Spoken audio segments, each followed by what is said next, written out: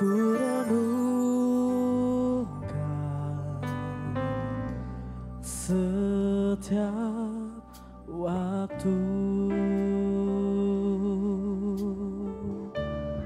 nyanyian puja dan pengagungan kepadamu.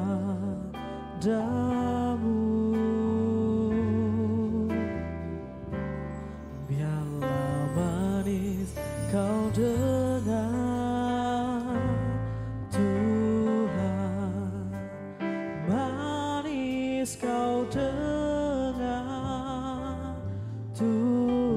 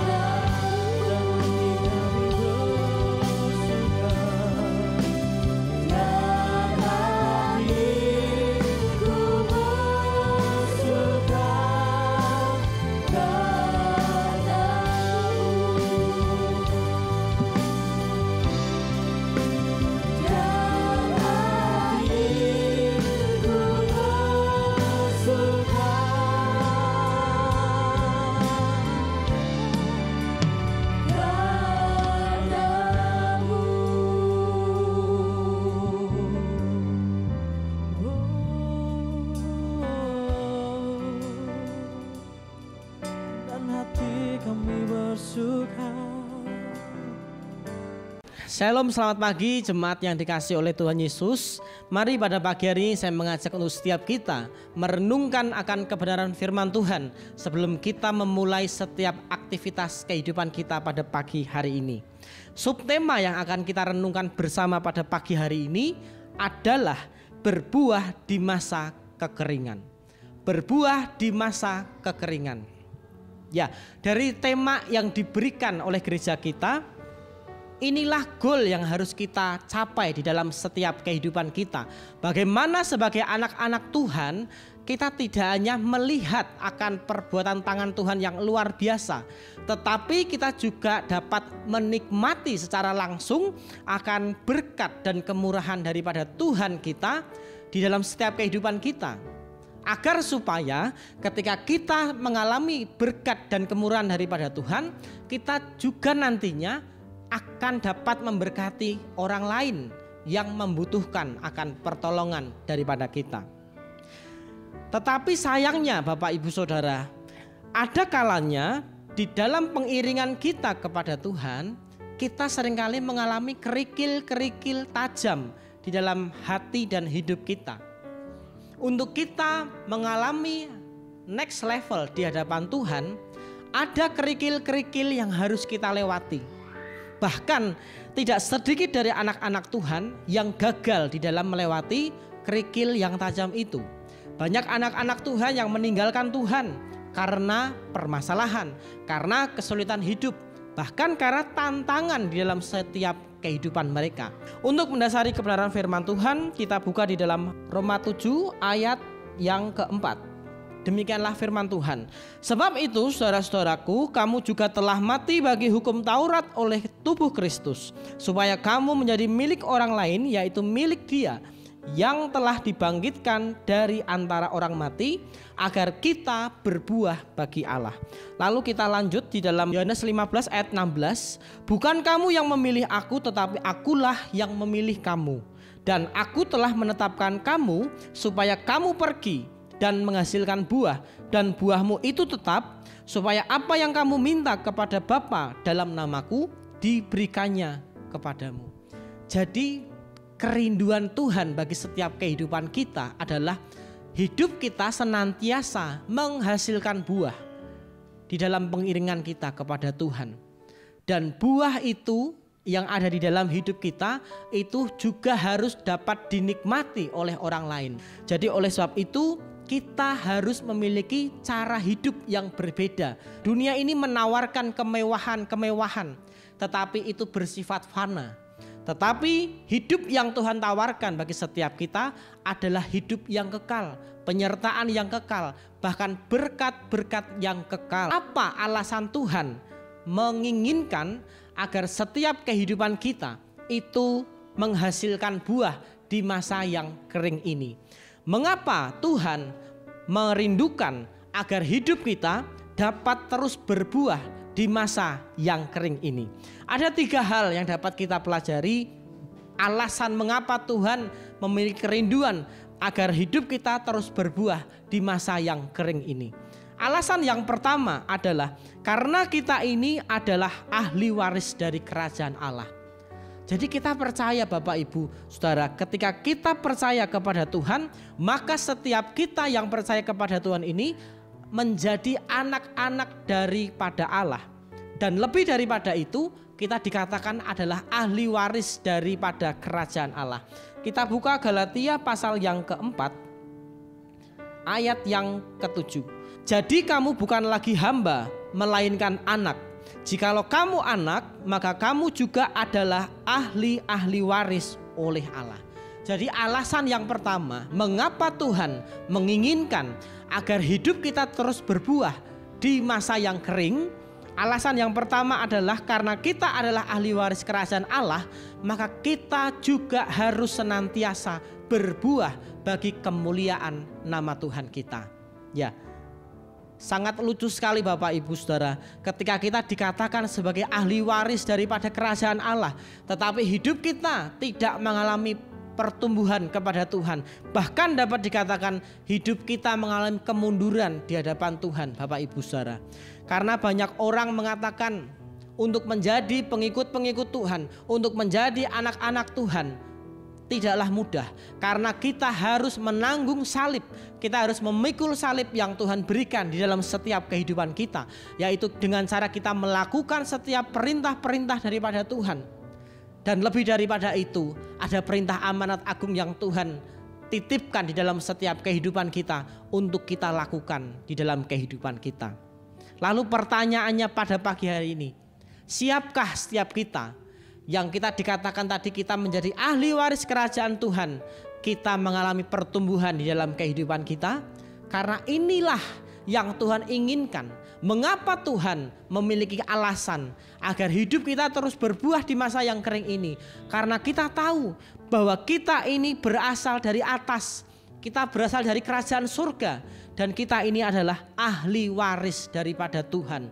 Oleh sebab itu, ketika kita mau menjadi ahli waris daripada kerajaan Tuhan, maka hidup kita harus sesuai dengan kriteria daripada Tuhan.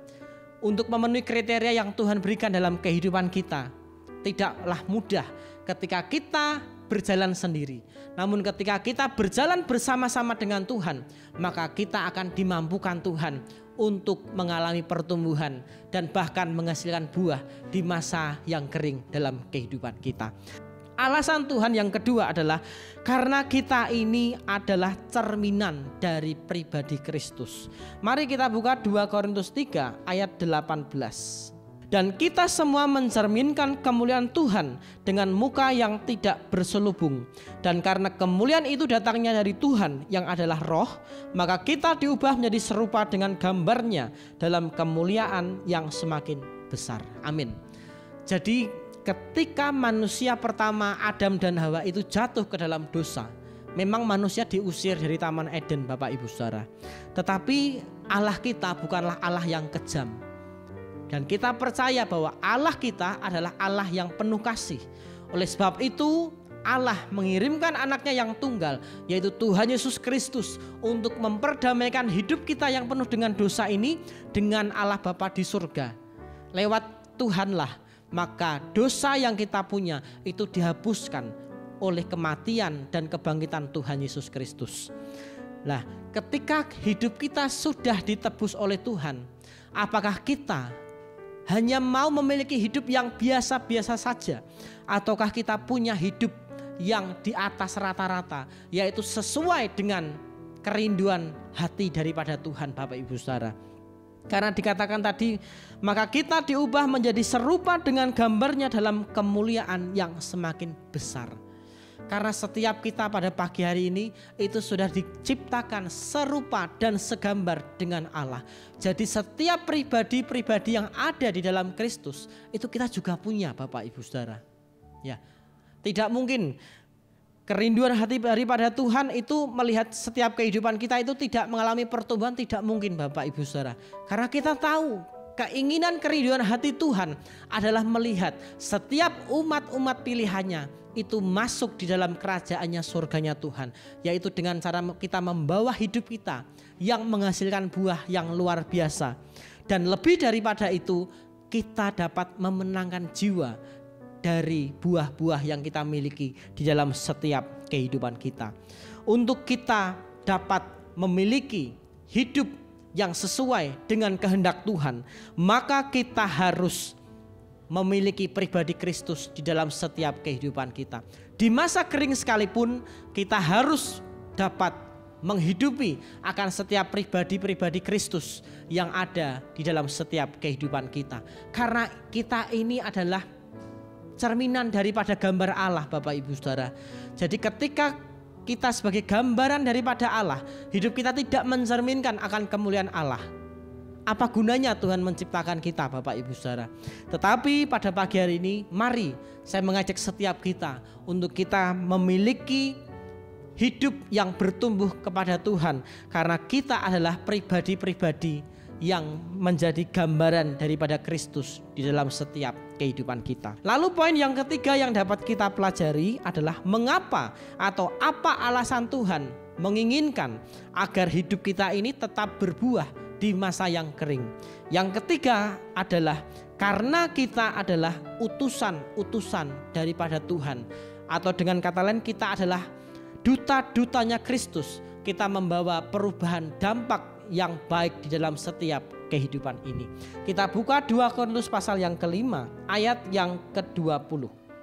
Jadi kami ini adalah utusan-utusan Kristus, seakan-akan Allah menasihati kamu dengan perantaraan kami. Dalam nama Kristus kami meminta kepadamu, berilah dirimu didamaikan dengan Allah. Ketika kita menjadi duta-duta daripada Tuhan, tentunya ada tugas dan tanggung jawab di bahu kita, di pundak kita yang harus kita kerjakan, Bapak Ibu Saudara. Bukan hanya kita di gereja menjadi penonton saja, Bapak Ibu Saudara, tetapi lebih daripada itu kita juga harus bekerja untuk Tuhan.